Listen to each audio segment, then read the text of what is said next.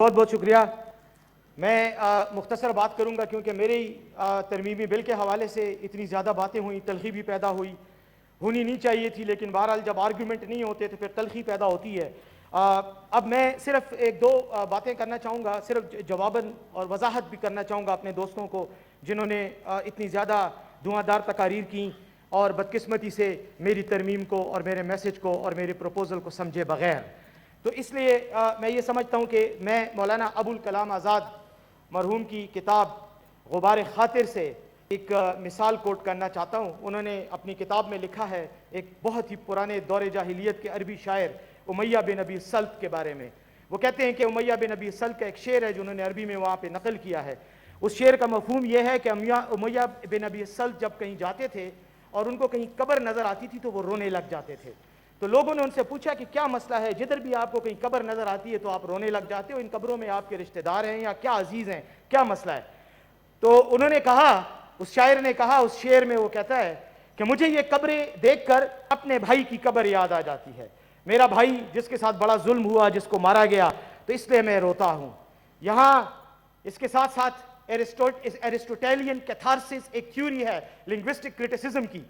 اس میں کہا جاتا ہے کہ جو تماشائی ڈرامے کو دیکھ کے سب سے زیادہ چیختا ہے تو سمجھ جاؤ کہ اس کو ڈرامے کے ڈائلاگز کی اور ڈرامے کے مفہوم کی سمجھ ہی نہیں آئی. اب میں آتا ہوں دوسرے آرگومنٹ پہ. وہ یہ کہ بڑی عجیب سی بات ہے، میں نے بات کی ہے نیشنل فائنینس کمیشن کے ایوارڈ کے حوالے سے جو آرٹیکل 163A میں جو طریقہ کار ہے اس پر میں نے ترمیم کی ایک بات کی ہے. یہاں پر بات شروع ہوتی ہے صدارتی نظام کی طرف حملہ ہو جاتا ہے، پھر جو ہے فوج کو رگڑ دیا جاتا ہے. کچھ لوگ کہتے ہیں سازش کی بو آ رہی ہے، کچھ کیا کہتے ہیں کوئی جمہوری نظام پہ حملے کی بات کر رہا ہے. بہت ہی احترام سے شیری رحمان صاحبہ نے شروع میں جو تقریر کی اس میں انہوں نے جو جملے استعمال کیے کہ سازش ہو رہی ہے، یہ جو ایک طریقہ کار کے تحت یہ ایجنڈا آئٹم لایا گیا، اس پہ مجھے شک ہے. اللہ میں حیران ہوں کہ ایسے آپ کو سازش کی بو آ جاتی ہے، لیکن جن چیزوں پہ آپ کو بو آنی چاہیے وہاں پہ آپ کے olfactory nerves جو ہیں اور olfactory lobes جو ہیں وہ کام کرنا چھوڑ دیتے ہیں. یہ بڑی ایک عجیب سی بات ہے. اب میں اس کے بعد innuendos اور insinuation and innuendos اشاروں اور کنایوں میں الزامات لگانا، یہ تو پرانا وتیرہ ہے، لیکن یہ مضبوط لوگوں کا وتیرہ نہیں ہے، یہ دلیل والے لوگوں کا وتیرہ نہیں ہے، یہ مدبر لوگوں کا وتیرہ نہیں ہے، یہ علمیت رکھنے والے لوگوں کا وتیرہ نہیں ہے. یہ ان لوگوں کا وتیرہ ہے جس کے بارے میں ایرسٹوٹیلین کیتھارسس میں کہا گیا ہے کہ جب انہیں سمجھ نہیں آتی تو وہ شور بہت کرتے ہیں. بہت احترام کے ساتھ اپنے ساتھیوں کی خدمت میں عرض کرنا چاہتا ہوں کہ جن لوگوں نے بھی یہاں تقاریر کی سوائے چند کے، انہوں نے میرے ایشو کو سمجھا ہی نہیں ہے. وہ سمجھ رہے ہیں کہ میں 18ویں ترمیم کو رول بیک کرنا چاہ رہا ہوں، میں NFC ایوارڈ کو ختم کرنا چاہ رہا ہوں. بھائی میں ایسا کوئی کام نہیں کر رہا. اگر آپ کہتے ہیں تو میں ان آیات کے اوپر حلف اٹھا کے قسم اٹھا کے آپ کو یقین دلاتا ہوں، میں آپ کے ان کمزور صوبوں کی بات کر رہا ہوں کہ جن کو صحیح طریقے سے وہ حقوق نہیں مل رہے جن کی ڈاکٹر جمال دینی صاحب نے بات کی. لیکن مصیبت یہ ہے کہ سیاسی تعصب، گروہی تعصب اور کچھ لوگوں کو اپنی تقاریر ٹی وی کے ذریعے دکھانا اور شاید سینٹ کا اگلا ٹکٹ انشور کرنا، اس کی اتنی زیادہ آبسیشن ہے کہ آپ میری بات کو سمجھے بغیر میرے اوپر اعتراضات کرنے لگے ہو. کاش آپ یہ اعتراضات میری بات کو سمجھ کے کرتے. آپ سمجھ کے کرتے تو آپ یہ اعتراضات نہ کرتے، آپ کچھ اور اعتراضات کرتے. بہرحال لیٹس ہیو اٹ. پولیٹکس ہے، سیاست میں ایسا ہوتا ہے. ربانی صاحب میرے بہت محترم ہیں، یقین کریں میں دل سے جب میں ان کی بات کرتا ہوں میں دل سے ان کے لیے یہ الفاظ استعمال کر رہا ہوں. لیکن انہوں نے ایک بڑی عجیب سی اصطلاح استعمال کی، اشرافیہ کی سازش ہے اس پاکستان میں. اشرافیہ کیا ہے؟ پہلے تو میں ان سے یہ سوال کرتا ہوں. بالکل ہوگی سازش، لیکن اس سازش کے بارے میں پوچھنا چاہتا ہوں کہ اشرافیہ ہے کیا جس کی سازش آپ کو نظر آ رہی ہے؟ اشرافیہ کی دو ہی تعریفیں ہیں. ایک تعریف ہمارے قرآن نے اور ہمارے اسلام نے اور ہمارے رسول کریم صلی اللہ علیہ وسلم نے کی ہے. وہ کہتے ہیں کہ کسی بھی طبقے کا، کسی بھی معاشرے کا معزز ترین طبقہ کیا ہونا چاہیے، اس کے انہوں نے سٹینڈرڈ مقرر کیا ہے. وہ دو ہیں، ایک فقر اور ایک تقوی. یہ دو چیزیں ہیں جو آپ کو اشرافیہ کی کلاس میں آپ کو انکلوڈ کرتی ہیں، آپ اس کا حصہ بنتے ہیں. بدقسمتی سے میں نہیں سمجھتا کہ وہ دونوں کوالیفیکیشنز اس ملک میں کوئی پوری کر رہا ہے. اب میں آتا ہوں اس اشرافیہ کی تعریف پہ جو آپ کے پروبیبلی روحانی اساتذہ نے کی ہے. ایک ان میں کارل مارکس ہے, ایک فریڈرک اینگلز ہے. میں ان دونوں کی مثال دوں گا کیونکہ ان کا لوگوں کو پتہ ہے, باقیوں کو پتہ نہیں ہے, ورنہ میں کئی اور لوگوں کی مثال نہیں دے سکتا ہوں. وہ یہ کہتے ہیں کہ اشرافیہ وہ طبقہ ہوتا ہے جو ذرائع پیداوار پر قابض ہوتا ہے, مینز آف پروڈکشن جس کے قبضے میں ہوتے ہیں, جس کے پاس دولت ہوتی ہے, اور اس کے نتیجے میں وہ اقتدار کے منبع پہ قابض ہو جاتا ہے, پھر اقتدار کرتے ہیں, معاشرے کو وہ کنٹرول کرتا ہے, ریاست کو کنٹرول کرتا ہے. مجھے یہ بتائیں, پاکستان کی ذرا تاریخ کو ریوائنڈ میں لے کے جائیں, ریورس میں پیچھے لے کے جائیں, چند سال پہلے کس کی حکومتیں رہی ہیں اس ملک میں؟ کیا میری رہی ہے؟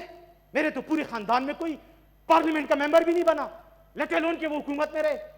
میں تو ایک مڈل کلاس کا آدمی ہوں, کسی کی مہربانی سے سینٹ میں آ گیا ہوں. آج یہاں پر مجھے فوج کا ایجنٹ کہا جا رہا ہے, کوئی اسٹیبلشمنٹ کا ایجنٹ کہتا ہے. بات یہ ہے, آپ کہاں سے آئے ہو؟ آپ دیکھو اپنے ذرائع اقتدار کو, ذرائع منافع کو, ذرائع پیداوار کو دیکھو. اتنا پیداوار تو قارون کے پاس بھی خزانے نہیں تھے جتنے آپ کے پاس ہیں. اتنی دولت تو فرعون اور نمرود کے پاس بھی نہیں تھی جتنی آپ کے پاس ہے. خدا کے لیے جب کسی پر الزام لگاتے ہو تو اس سے پہلے اپنے گریبان کو بھی دیکھ لیا کرو کہ تم خود کہاں سے بول رہے ہو. مجھے یہ بتاؤ, یہاں جمہوریت کی بات کی, ڈکٹیٹرشپ کی بات کی جاتی ہے. یار اپنی پارٹیوں کو ذرا دیکھ لو, خدا کے لیے اپنی پارٹیوں کو, میری پارٹی کو نہ دیکھو, کسی اور کی پارٹی کو نہ دیکھو. کون سی پارٹی ہے جس میں دادا, باپ اور بیٹا اور بیٹی اور پوتی اور پوتے اقتدار نہیں کر رہے؟ ان کو آگے آپ سلوٹ نہیں کرتے, ان کے آگے آپ بیٹھتے نہیں. آپ کو تو پارلیمنٹ میں آنا ان کے موڈ پر ڈیپینڈ کرتا ہے. آپ کی کوالٹی سے زیادہ ان کا موڈ ہوتا ہے کہ آپ پارلیمنٹ میں ٹکٹ لے کے آتے ہو. اس لیے پھر اشرافیہ کی بات کرتے ہو. اللہ رسول کا واسطہ ہے, خدا کا واسطہ ہے, اگر میری مخالفت کرتے ہو کم از کم حق کی بات تو کرو, اپنی ضمیر کو تو سنو. کیا بات کرتے ہو؟ کس اشرافیہ کی بات کرتے ہو؟ آپ کہتے ہو, آپ بڑی عجیب سی بات کی رضا ربانی صاحب نے, شیخ مجیب الرحمان کو اسلام آباد کی سڑکوں سے پٹسن کی بو آ رہی تھی. یقیناً یہ اس کا ڈائلاگ تھا, یقیناً یہ اس کا ڈائلاگ تھا. لیکن آج مجھے لاکانہ کی سڑکوں سے اس دولت کی بو آ رہی ہے جو سرے محل, جو ایون فیلڈ اپارٹمنٹس اور پتہ نہیں کتنی کتنی شکلوں میں باہر بیٹھی ہوئی پڑی ہوئی ہے. مجھے اس پہ آپ اپنی بات کریں پلیز. تشریف رکھیں, تشریف رکھیں. آپ کو جب وہ بات کر رہے تھے تو آپ سنیں. جی آپ کو ڈھاکہ نظر آتا ہے, آپ کو 1970 کا ڈھاکہ نظر آتا ہے. یہ آج کا لڑکانہ کی طرف بھی دیکھ لو. ختم ہو گئی بات. اب آپ نے کہا نیشنلسٹ فورسز جو ہیں وہ ڈیوائیڈڈ ہو چکی تھیں اور ہم نے ان کو ٹھیک کیا, ہم نے ان کو ٹھیک کیا. تشریف رکھیں سر. بیٹھ جی جائیں محترمہ, بیٹھ جائیں. ٹکٹ آپ کا نیکسٹ ٹائم سینیٹر صاحب آپ کی پارٹی سے بات ہو گئی. جی آپ کا ٹکٹ کنفرم ہے, آپ بیٹھ جائیں. آپ کا ٹکٹ بالکل کنفرم ہے انشاءاللہ. آپ ہمارے سر پر قابض رہیں گی اسی طرح. اچھا اب میں آتا ہوں دوسری بات پر. کہا گیا نیشنلسٹ فورسز. یہ نیشنلسٹ فورسز کو اگر آپ نے ختم کر دیا 18ویں ترمیم کے ذریعے تو یہ کراچی کے اسٹاک ایکسچینج پر کس نے حملہ کیا تھا؟ وہ تو آج بھی پہاڑوں میں لڑ رہے ہیں اور اقتدار میں آپ کئی سال سے بیٹھے ہوئے تھے. یار یہ 2.5 سال پہلے تو پاکستان نہیں بنا تھا, جولائی 2018 میں تو نہیں بنا تھا. یہ پاکستان تو 1947 میں بنا تھا اور اس دن سے لے کر اس وقت تک آپ ہی حکومت کر رہے ہیں. آپ ہی کی مختلف شکلیں ہیں, آپ ہی کی مختلف نسلیں ہیں, ہم نے تو نہیں حکومت کی. اس لیے یہ جو نیشنلسٹ فورسز جو فاٹا میں لڑ رہی ہیں یا ادھر لڑ رہی ہیں ادھر لڑ رہی ہیں, جن کی آپ آج وکالت کر رہے ہو سیوان میں, ان کے ظلم کی آپ داستانیں سنا رہے ہو. یار یہ نیشنلسٹ فورسز تو آج بھی موجود ہیں. آپ ان کو آپ سے بھی اتنے ہی گلے ہیں جتنے پرانے حکمرانوں سے تھے. اس لیے خدا کے لیے تھوڑا سا ریئلسٹک ہو کر بات کریں. اب میں آتا ہوں اس بات پہ کہ 18ویں ترمیم پر تو بات ہوگی. پوائنٹ کلیئر کر رہے ہیں, اس کے بعد بالکل 18ویں ترمیم پر تو بات ہوگی. جی آپ ڈکٹیٹ نہ کریں اس کو. عثمان صاحب تشریف رکھیں. جی 18ویں ترمیم پر تو بات ہوگی کیونکہ 18ویں ترمیم کوئی صحیفہ نہیں ہے. ہر کوئی بات کرے گا, ہم بھی بات کریں گے. ہمارا آئینی حق ہے, ہمیں اسی آئین نے یہ حق دیا ہے جس آئین کی آپ تحفظ کی باتیں کرتے ہو, نعرے لگاتے ہو. اسی آئین کے تحت ہی میں نے یہ 18ویں ترمیم, یہ NFC ایوارڈ میں امینڈمنٹ کی ترمیم پیش کی ہے. اس لیے اب آخر میں صرف ایک بات کرنا چاہ رہا ہوں. جی بات یہ, آپ ڈر کس بات سے رہے ہیں؟ کیوں ڈر رہے ہیں؟ میجورٹی سینٹ میں آپ کی ہے. آپ کو پتا ہے اسی آئین میں آپ نے خود لکھوایا ہے کہ 2/3 میجورٹی سے ترمیم ہوگی. یار آپ اپنے آپ کو قابو رکھیں. وہ پشتو کی ایک کہاوت ہے, چیئرمین صاحب کہتے ہیں گاونڈی تک گلے مکوا پلا چرگا دے قابو کچھ گاونڈی کر آگے نہ چاہیے. اپنی مرغی کو کنٹرول کرو کہ تمہاری مرغی پڑوسی کے گھر جا کر انڈے نہ دے. मत करो पड़ोसी के ऊपर ताने और इल्जाम तराशियां, ये तुम्हारी मुर्गी का कसूर है। अपने मेंबरान को काबू रखो, इंशाल्लाह तुम कायम दायम रहोगे। ये ना हो कहीं स्लिप हो जाएं, ये मुझे थोड़ा सा शक आ जाता है बाज़ औक़ात। भाई ये जरा अपने घोड़े काबू में रखा करो, इल्जाम ना लगाओ। सर आखिरी बात क्योंकि यहाँ मेरे ऊपर बहुत ज्यादा जाती हमले भी किए गए। उस्मान काकड़ मेरा भाई है, मैं बरमला कहता हूँ मेरा भाई है, मुझे बहुत पसंद है इसलिए कि नजरियाती आदमी है। ये अलग बात है कि उसके नजरिए से मुझे इख्तिलाफ होगा। और है जब ये सुर्ख इनकलाब के नारे लगाते थे, जब इनके पार्टियां सुर्ख इनकलाब के नारे लगाती थी, जब डॉक्टर नजीब और बब्र कारमल को ये सपोर्ट करते थे, जब रूस की यलगार को ये यलगार नहीं कहते थे, जब उस जंग को ये फसाद कहते थे, उस जहाद को ये फसाद कहते थे, उस वक्त उस फसाद का मैं हिस्सा था। मैं रूसी फौजियों के खिलाफ अफगानिस्तान की कई वादियों में लड़ा हूं, मैंने इनके उस इनकलाब को शिकस्त दी है। रूसी फौजियों ने अपनी लाशें वहां छोड़कर वो वहां से गए हैं। इनके साथ मेरा नजरियाती इख्तिलाफ है, नजरियाती दुश्मनी है, लेकिन उसके बावजूद अपने नजरियाती दोस्त की दुश्मन की मैं कदर करता हूं क्योंकि नजरियाती है। लेकिन जाती हमले आपको भी नहीं करने चाहिए। उस्मान काकड़ साहब, आप नहीं समझते कि मैं कौन हूं। मुझे आपको क्या पता मैं कहां से आया हूं।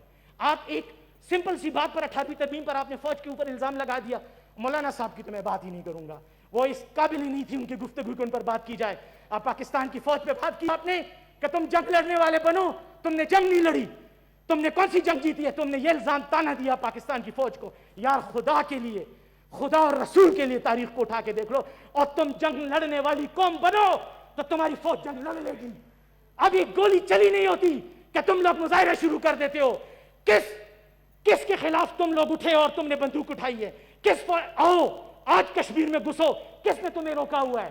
किसने तुम्हें रोका हुआ है? जाओ कश्मीर का जहाद करो, आजाद करो, पाकिस्तान की फौज तुम्हारे पीछे है। अफगानिस्तान में जाके जहाद करो, पाकिस्तान की फौज तुम्हारे पीछे। इल्जाम लगाना, सियासत करना और कहना फौज नहीं लड़ रही, इंतहाई अफसोस की बात है। और मुझे बड़ी शर्म आती है ये बात करते हुए, लेकिन मैं फिर भी आखिर में ये कहूंगा कि ये अगर कहते हैं कि मैं फौज का आदमी हूं तो मैं डंके की चोट पे कहता हूं, हाँ हूं।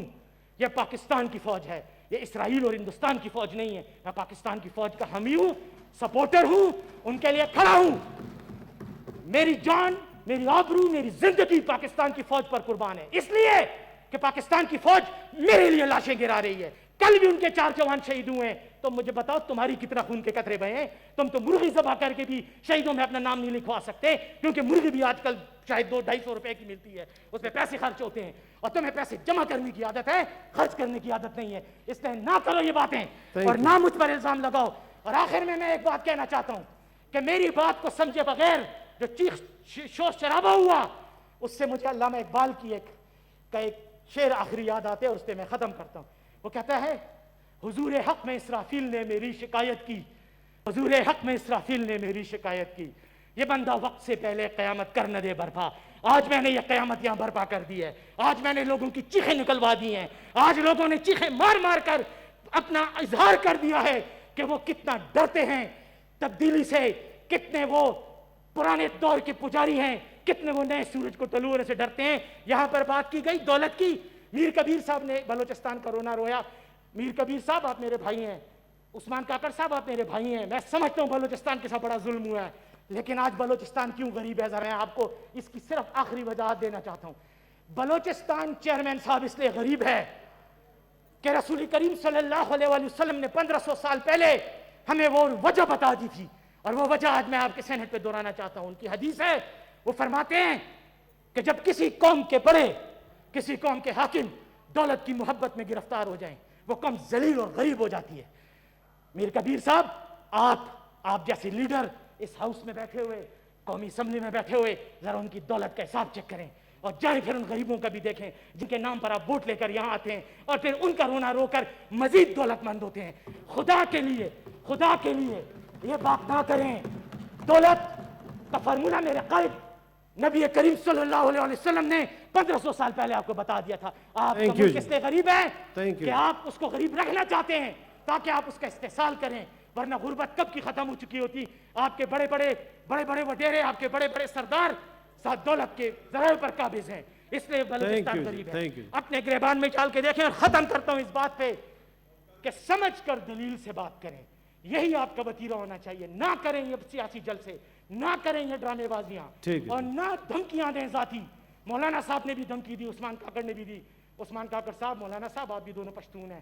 میں بھی جب پیدا ہوا تھا تو میرے اس کان میں اذان کی آواز آئی تھی اور اس کان میں گولیوں کی تڑتڑاہٹ میں نے سنی تھی. تھینک یو اور میں نے ساری زندگی گولیوں کی تڑتڑاہٹ سنی ہے.